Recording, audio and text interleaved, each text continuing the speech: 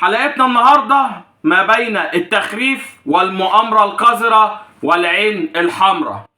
بسم الله الرحمن الرحيم، والصلاة والسلام على أشرف المرسلين. حلقة جديدة قوية نارية، ومستني بإذن الله دعم كل الأهلاوية. لو سمحت كمل الحلقة للآخر والشير واللايك علشان نكشف المؤامرة الدنيئة الحقيرة اللي بتتم على النادي الأهلي. اخبط اللايك الجميل دعما لأخوك الدرع الأهلاوي اللي مستني دعمك كالعادة وملتمسا عون المولى بإذن الله. نبدأ حلقتنا على بركة الله ونخش في التخريف.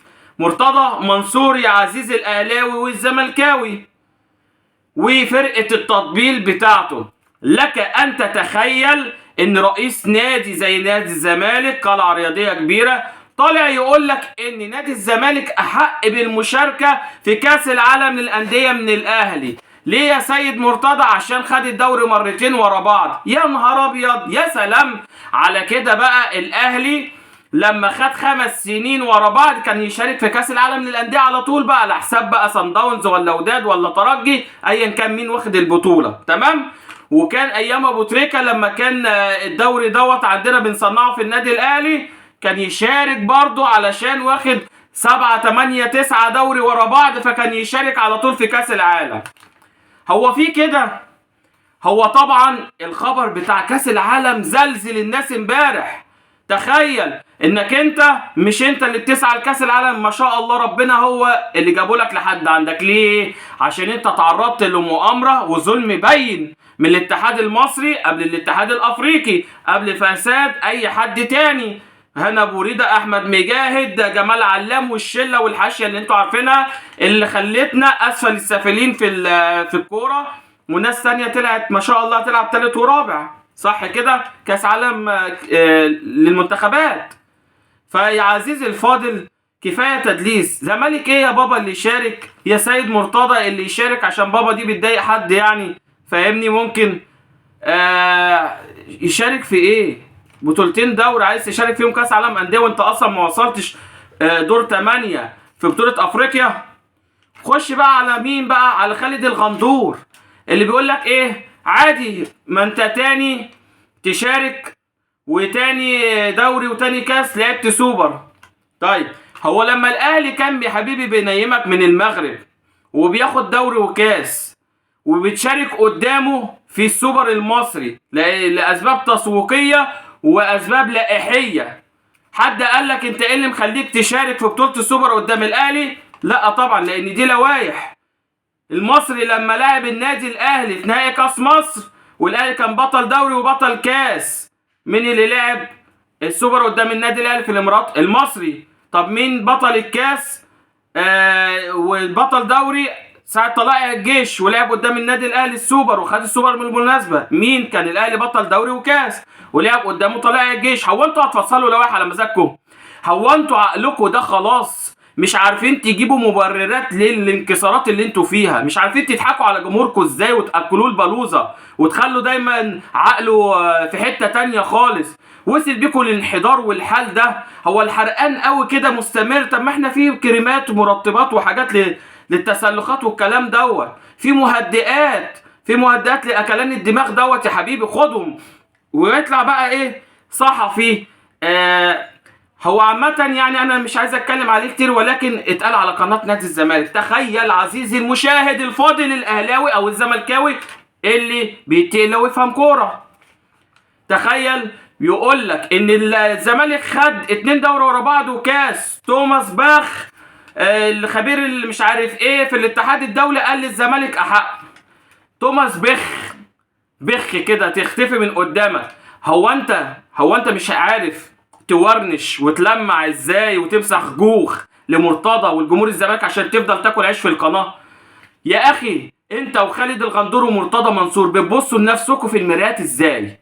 بتقعدوا قدام ولادكم ازاي على التدليس والكذب والتشنيع اللي انتوا بتعملوه ده؟ قال توماس باخ قال للزمالك احق ان هو يشارك في دوري عشان كاس العالم. بأمارة ايه يا حبيبي؟ زي ما رديت على خالد ومرتضى، بأمارة ايه؟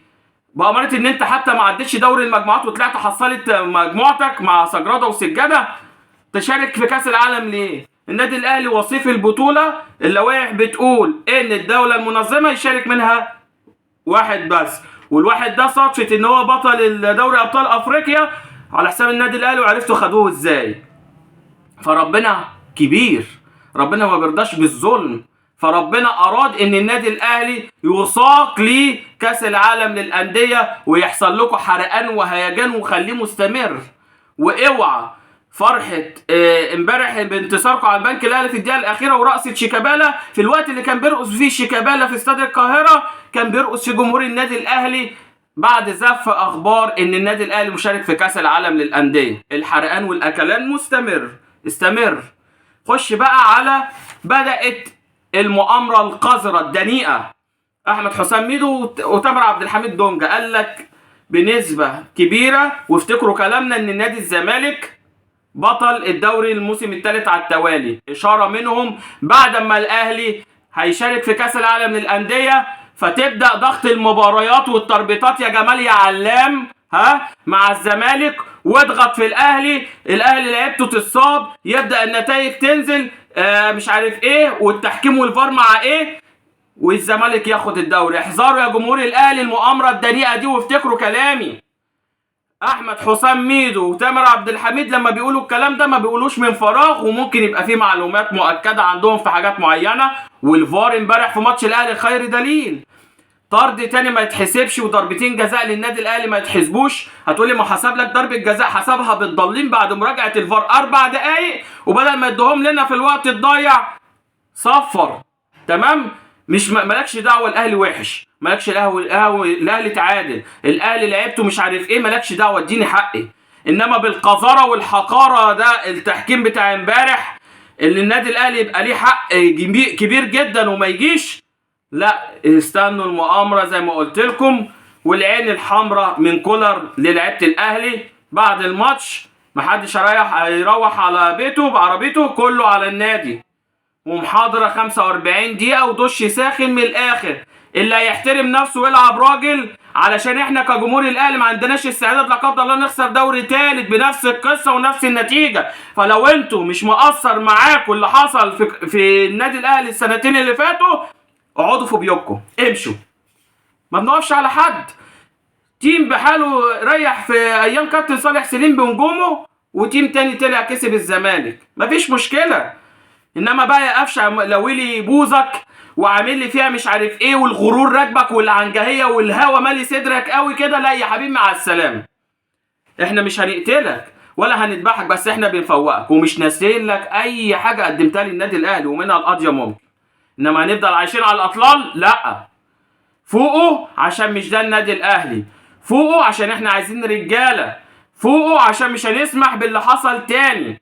والمتخاذل والمتقاعس عن انه يؤدي برجوله مع السلامه، وهيقعد دكه ومش هنشوفه تاني. فدش ساخن من كولر، نتمنى يقتل بسماره، وكولر محتاج يقعد مع نفسه يدي نفسه دش برضه، لان عنده غلطات كبيره قوي.